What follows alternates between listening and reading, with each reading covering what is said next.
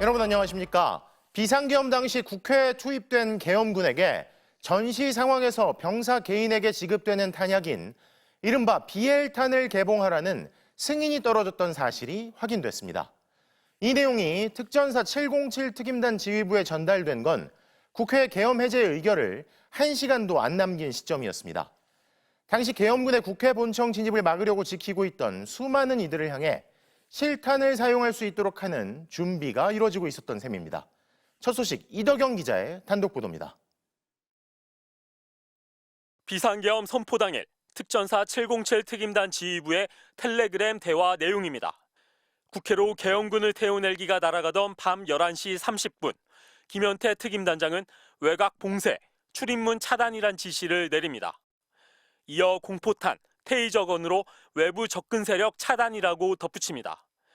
16분 뒤 이번엔 진입 시도 의원 있을 듯이라며 문 차단 우선, 이후 진입 차단 막고라고 적었습니다. 국회의원들의 본청 진입을 막는 게 임무란 점이 분명히 드러납니다. 11시 49분 국회에 세 대의 계엄군 헬기가 착륙했습니다.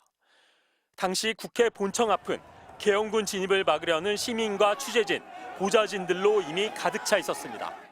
그런데 707 특임단이 국회에 도착한 지 16분 후 텔레그램 대화방에 사령부에서 BL탄 개봉 승인이란 메시지가 뜹니다. 현장에 가져온 BL탄을 개봉해 즉시 사용할 준비를 하라고 지시한 겁니다. BL탄은 전시의 병사 개인에게 지급되는 기본적인 탄약 휴대량을 뜻합니다. 이날 국회에 투입된 707 특임단 대원은 모두 197명. 이들이 가져온 탄약은 5.56mm 보통탄과 공포탄 등 3,300여 발에 달했습니다. 김현태 707 특임단장은 그동안 실탄 사용은 테러 상황에 한정돼 있다며 대원들에게 개별 지급을 하진 않았다고 밝혀왔습니다. 그래서 그 실탄 가져갔던 거는 국회에 도착하셔가지고 본청 좌측면 한 곳에 쌓아두고 정문 쪽으로 이동하셨다는 거죠? 그렇습니다. 네. 국방부도 탄약 사용을 지시한 적은 없다는 입장입니다. 그러면 출동하라는 명령은 사령관이 내렸기 때문에 그것을 다 함의한다고 보고 휴대를 했지 탄약을 사용하라고 지시한 사람은 아무도 없습니다. 하지만 BL탄을 개봉, 즉 즉각적인 탄약 사용 준비를 하란 지시에 따라 계엄군은 언제든 발포할 준비를 갖추고 있었습니다. 김현태 단장은 MBC에 텔레그램에서 작전 지시를 한 것이 아니란 입장을 밝혀왔습니다. 김 단장은 오늘 이 같은 내용이 담긴 텔레그램 대화 내역을 검찰에 제출하고 피의자 조사를 받았습니다. MBC 뉴스 이덕영입니다. 오늘 국회 청문회에는 12.3 내란 당시 사령관들의 지시에 따랐던 군 실무자들이 출석했습니다. 곽종근 전 특전사령관의 부하들은 국회의원들을 끌어내라는 지시를 분명히 받았고 이를 지시한 사람은 대통령이라며 사령관이 당시 이야기했다고 증언했는데요. 또 군인들이 받은 지시를 되풀이해서 다시 말하는 복명복창으로 대통령 지시인지를 확인했다고도 설명했습니다. 김지인 기자입니다. 비상계엄 선포 당일 지휘 통제실에 있었던 한 간부는 곽종근 당시 특전사령관과 윤석열 대통령의 통화에 대해 증언했습니다. 긴장하면서 받는 전화가 있으셔가지고 누구 전화길래 저렇게 하나 그 간부한테 물어봐서 그분을 통해서 코드원이라는 단어를 들었어요. 또 다른 간부도 사령관이 유독 긴장했다던 이 통화를 기억했습니다. 특전사 경례 구호인 단결을 쓰지 않았기 때문입니다. 당황했던지 충성이라고 한 적이 있던 것 같습니다. 상급자라 하면 지금 장관, 그다음에 그 이상일 것 같습니다. 곽 전 사령관이 대통령 지시를 하달했다는 부하 직원들의 증언도 이어졌습니다. 지난해 12월 4일 오전 0시 50분경 국회에 출동한 일공수 특전여단장은 곽 전 사령관이 하달한 대통령 지시를 뚜렷이 기억했습니다. 대통령님께서 문을 부셔서라도 국회의원을 끄집어내라 라고 하시고 잠깐 뜸을 들이시고 필요하면 전기라도 끊어라 라고. 군인들은 주요 지시를 다시 한번 말하는 복명복창을 하는데 당시 복명복창으로 대통령 지시인지 확인했다고도 말했습니다. 대통령님께서 그런 지시를 하셨다는 말씀이십니까? 하고 복명복창을 했는데 응 하고 약간 이렇게 주저하시는 목소리로. 함께 차에 타고 있던 참모도 이 복명복창을 명확하게 기억했습니다. 대통령님 지시라는 그 단어는 제가 기억하고 있습니다. 임팩트가 있기 때문에 기억하고 있습니다. 이 여단장은 정치적 문제일 수 있다고 보고 대원들을 철수시켰고 절대로 상황 일지를 수정하지 말라고 명령하고 자신도 상황을 기록해뒀다고 덧붙였습니다. 국회의원을 끌어내라고 지시한 적 없다며 이 증언들을 홀로 부정하고 있는 윤 대통령은 이번 청문회에도 출석하지 않았습니다. MBC 뉴스 김지인입니다. 비상계엄 당시 일부 언론사들에 대한 단전과 단수 지시가 있었다는 검찰 수사 결과가 큰 파장을 일으켰죠. 그런데 군이 지난해 총선 직후 방송사 5곳에 건물 내부 도면을 달라고 요청한 사실이 새롭게 확인됐습니다. 테러 대책을 세우려고 그랬다는 게 군의 해명이지만 무슨 테러 위험이 있었냐는 질문에는 답을 하지 않고 있습니다. 이용주 기자의 단독 보도입니다. 비상계엄 당일 국회에 투입돼 의원들을 끌어내란 지시를 받았던 육군 수도방위 사령부 1경비단. 이들이 출동한 곳은 국회뿐이 아니었습니다. 1계대대가 한남동 지역에 가서 출동대기 하고 있었다는데 맞습니까? 그 한남동 관저 외곽을 경계보강을 협조받아서 사령관 승인하에 경계보강을 했습니다. 그다음 1계대대는 서대문 일대에 출동대기 하고 있었다는데 맞습니까? 그렇습니다.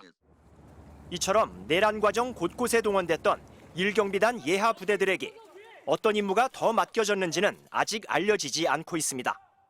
그런데 1경비단이 계엄 수개월 전부터 국내 주요 방송사들의 건물 내부 도면을 요청했던 사실이 MBC 취재 결과 확인됐습니다.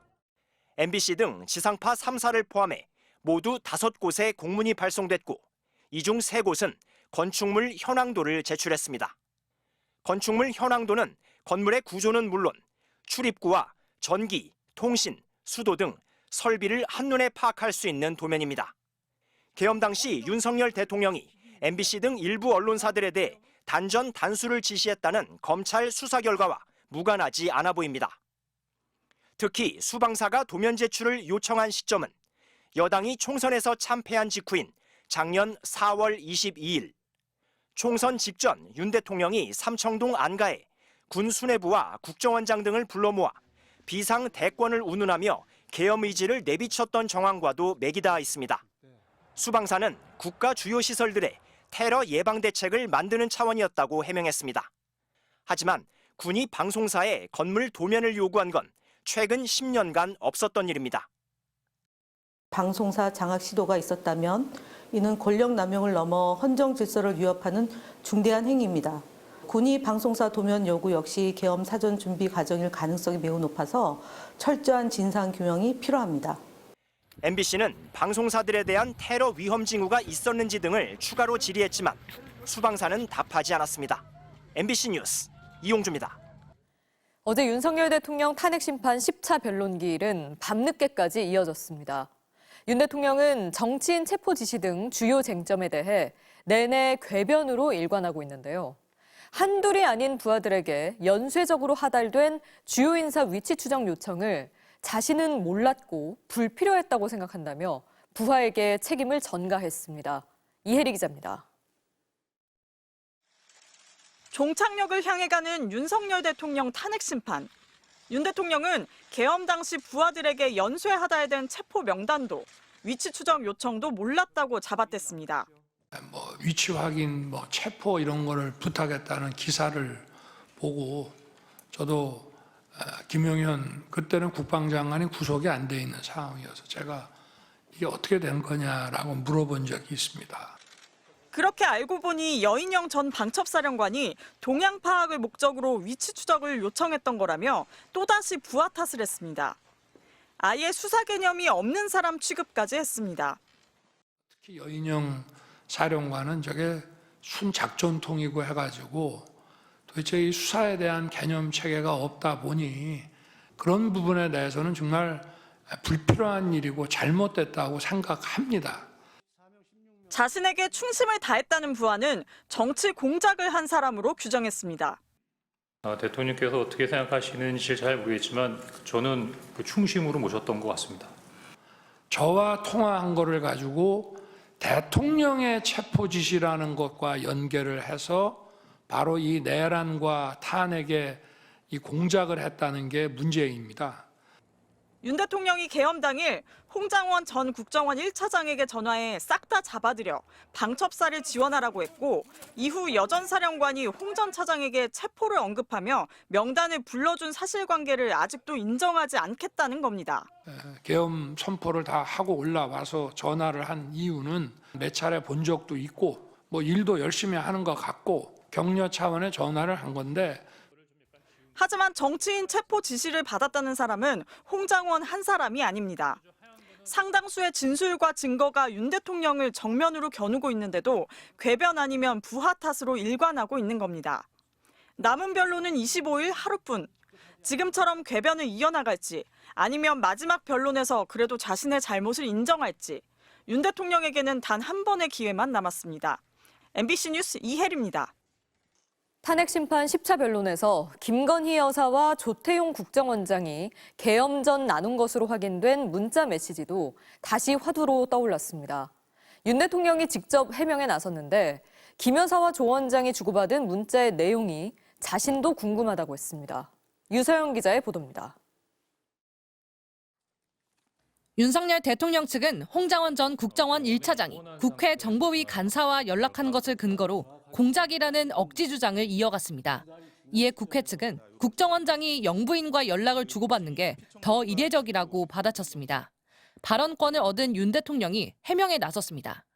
제 무슨 처와 국정원장 간에 휴대폰 문자 주고받았다는 부분에 대해서는 그건 저도 알 수 없는 것이지만 윤 대통령은 본인과 김 여사 모두 11월 중순 휴대폰을 바꾸면서 원래 휴대폰을 없앴다면서 김 여사가 조 원장 번호를 아는 것에 대해서도 의아함을 감추지 못했습니다.